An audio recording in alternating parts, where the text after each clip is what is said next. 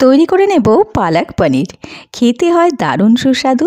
বাচ্চারা শাক খেতে না চাইলে পালং শাকটা এভাবে রান্না করে দিতে পারেন, বারবার চেয়ে খাবে, এতটাই টেস্টি হয়। তো সকলকে ওয়েলকাম জানিয়ে শুরু করছি আজকের রান্না। এখানে এক আটি পালং শাক বেছে নিয়েছি। 15 মিনিটের জন্য জলে ভিজিয়ে রাখবো, তাতে করে যা নোংরা ময়লা আছে বেরিয়ে আসবে। তারপরে 2-3 বার জল পাল্টে ভালো করে ঘষে ঘষে ধুয়ে নিয়েছি। একটা বাটিতে গরম জল বসিয়েছি, তাতে একটু নুন দেব। জলটা ফুটে এলে শাকগুলো এর মধ্যে দিয়ে দেব। বেশিক্ষণ রাখবো না, ওই 2 মিনিট মতো একটু উল্টে পাল্টে নিয়ে শাকগুলোকে ঠান্ডা জলে ডুবিয়ে দেব। তাতে করে শাকটা নরমও হয়ে আসবে, কাঁচা ভাবটা কেটে যাবে। আর ঠান্ডা জলে চোবানোর জন্য শাকের সবুজ রঙটা সবুজ থাকবে, দেখতে সুন্দর লাগবে। তো হয়ে গেছে 2 মিনিট।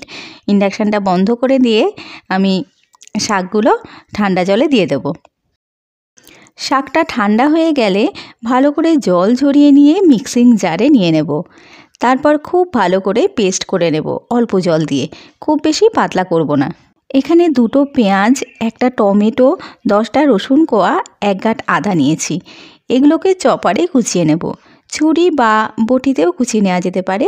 কুচিয়ে নিলেই কিন্তু তরকারির স্বাদটা অনেক বেশি ভালো লাগবে। পালক পনিরে এই মশলাটা যদি গ্রাইন্ডারে পেস্ট করে নিই তাহলে স্বাদটা অত বেশি ভালো আসে না, কুচিয়ে নিলেই কিন্তু বেশি ভালো লাগে। তো ভালো করে কুচিয়ে নেব। দেখুন একদম কোঁচানো হয়ে গেছে সব কিছু একসাথে। আপনারা চাইলে আলাদা আলাদা করেও কুচিয়ে নিতে পারেন। এবারে একটা কড়া বসিয়ে নিয়ে 3 টেবিল স্পুন সাদা তেল দিয়েছি, আর তার মধ্যে 1 টেবিল স্পুন বাটার আর একটু সাদা জিরে ফোড়ন দিলাম।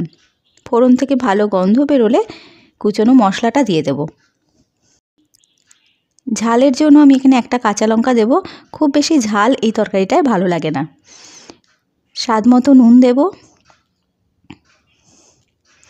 একটুখানি চিনি দেব। এই 1 টিস্পুন মতো চিনি দিয়েছি। দিয়ে খুব ভালো করে কষিয়ে নেব, একটুও যেন কাঁচা ভাব না থাকে। দেখুন একদম তেল ছাড়া হয়ে এসছে।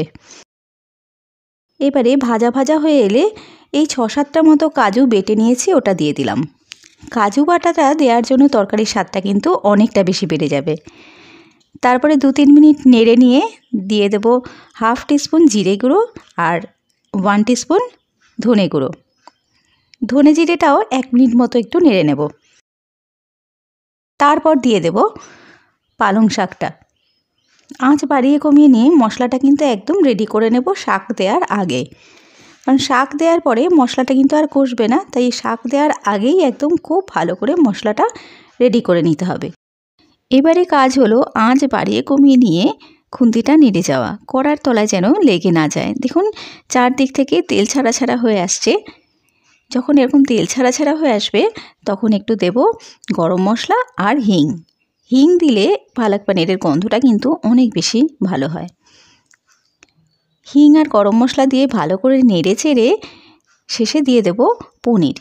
এখানে আমি 150 গ্রাম মতো পনির এরকম কিউব করে কেটে নিয়েছি। আপনারা চাইলে যেমন খুশি সাইজের কেটে নিতে পারেন। পনিরটা আমি কাঁচা দিয়েছি, আপনারা চাইলে ভেজেও দিতে পারেন, দুটোতেই স্বাদ খুব ভালো হয়। ভালো করে নাড়াচাড়া করে নামিয়ে নিয়েছি, আর শেষে দিয়েছি এই ঘিয়ের মধ্যে একটু সাদা জিরে আর শুকনো লঙ্কা ফোড়ন দিয়ে ওপর দিয়ে ছড়িয়ে দিলাম। এটা দেওয়ার জন্য কিন্তু পালক পনিরের টেস্টটা অনেক বেশি বেড়ে যাবে, আর গন্ধটাও খুব সুন্দর আসবে। পালং শাক মোটামুটি সারা বছরই পাওয়া যায়, আর এই শীতকালে কিন্তু খুব সুন্দর পালং শাক পাওয়া যায়, বাজারে চারিদিকেই ছড়ানো থাকে। তো একবার এভাবে রেঁধে দেখবেন, খুবই টেস্টি হয়।